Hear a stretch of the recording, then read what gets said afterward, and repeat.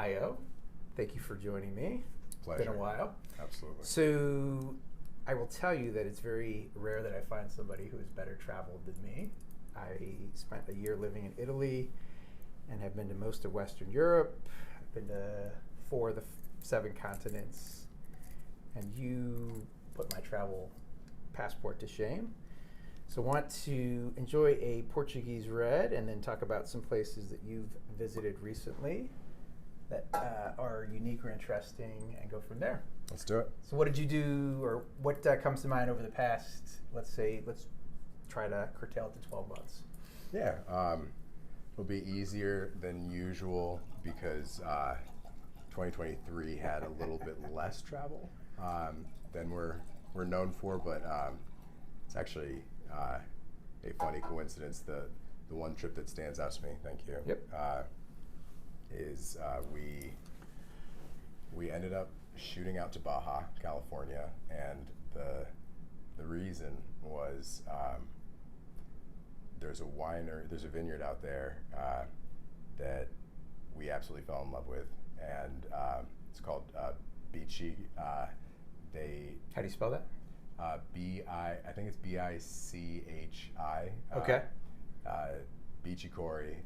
They do some really funky Mexican, honestly across the board. We fell in love with their reds, but really grassroots. It was our first exposure to kind of that flavor profile done at a high level, and that was the reason that we went out to Baja, and we carved out time, drove to that vineyard, and then did basically the entirety of it, top to bottom, road trip style. Went to a few different vineyards out there and spent some time on the beach, but it's just truly a terrific place. Really underrated. When you think of Baja, you don't normally think wine, right? Well, because that's south of most of California wine country, if my geography serves me correct. Absolutely, it is.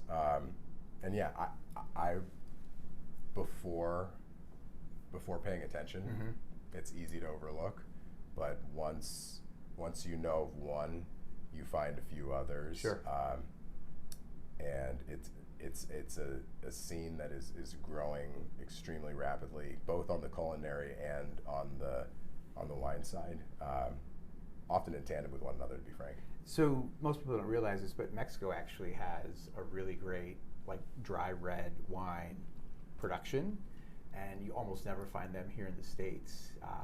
I'm trying to think if I've even had one here locally, but they do have your traditional, well, maybe they're not traditional red wines, but wines that are made in the traditional red style are prevalent in Mexico. You just don't find them here. Maybe they don't import them, but I wouldn't surprise me if the varietals in Baja were similar to what they have in Mexico. Do you remember what style of wines you were having?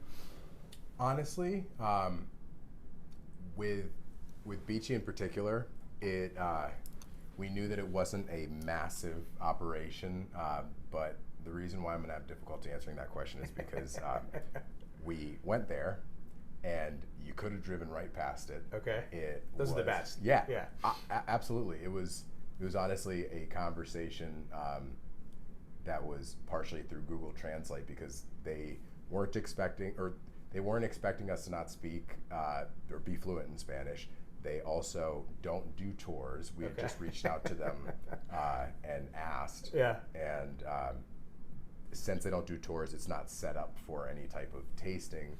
And we got there, and it was grassroots folks that had passion on the farming side, and they simply would take us to different barrels and pour out a little bit. It's the best way to try. Absolutely. I've shared this with you. My peak experience with wine production was when I moved to Italy and worked the Grape Harvest in Montalcino, which is where they make a red wine called Brunello, and the proprietor was an older gentleman named Livio Sassetti. It was interesting because he also considered himself a farmer, and his 2, livelihood revenue streams were grapes, which he turned into wine, and then he raised sheep, which he didn't really sell the milk or the cheese, but his wife would take the sheep's milk and turn it into these amazing cheeses that she would then use for our meals that were spectacular.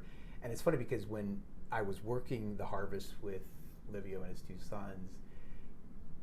His wine is one of the top rated wines in the world. Robert Parker said that if he could only drink one Brunello, it would be the Pertimale Brunello. Wow. But he just basically was a farmer. You know, he was very like no frills.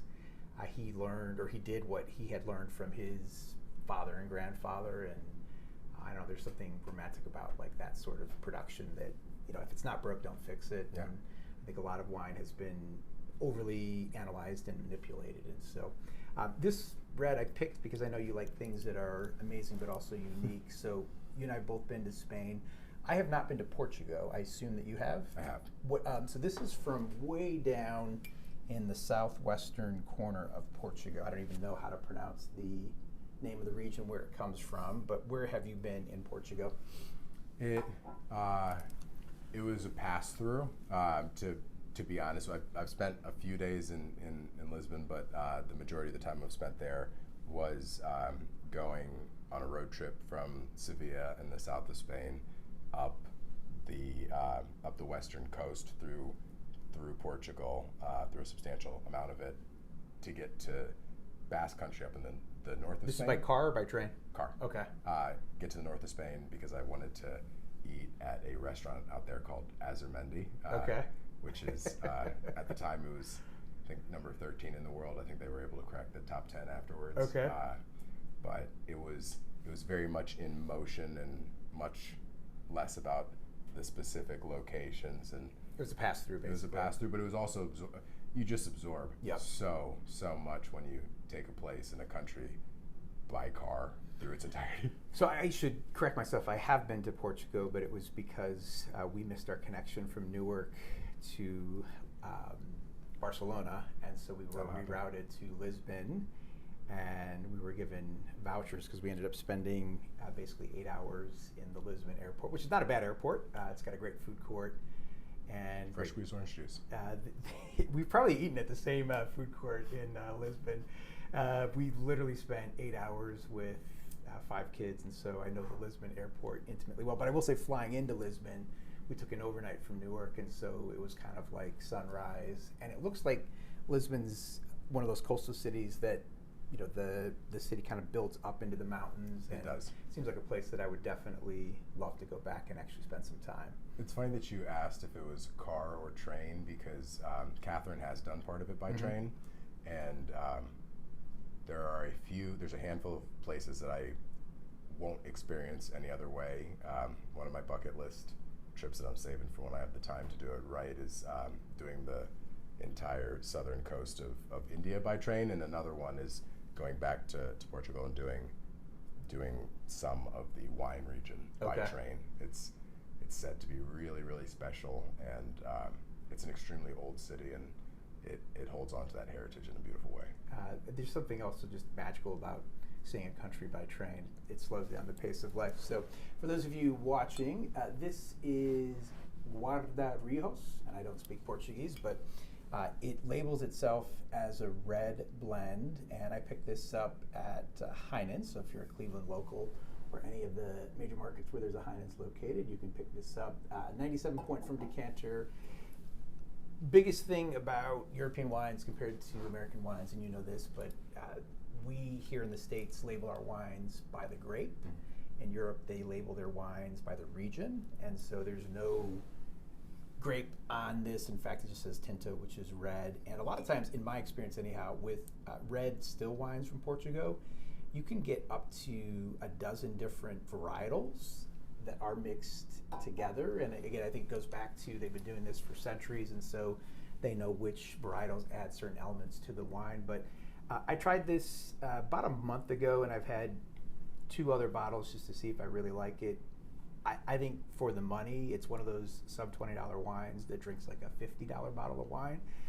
They talk about how when it's fermented, they just do a little bit of new oak exposure, which a lot of Americans like that vanilla and that like sweetness that oak imparts into a wine. But to me, this has all the color and the extraction that you would get from like a great California, but it won't overpower a meal that you're preparing. And I thought it was spectacular. So tell me what you're getting on the nose.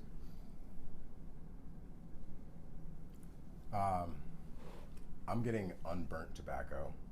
Um, I also I echo what you were saying in regards to some of the flavors left over from the barrel. It honestly tastes.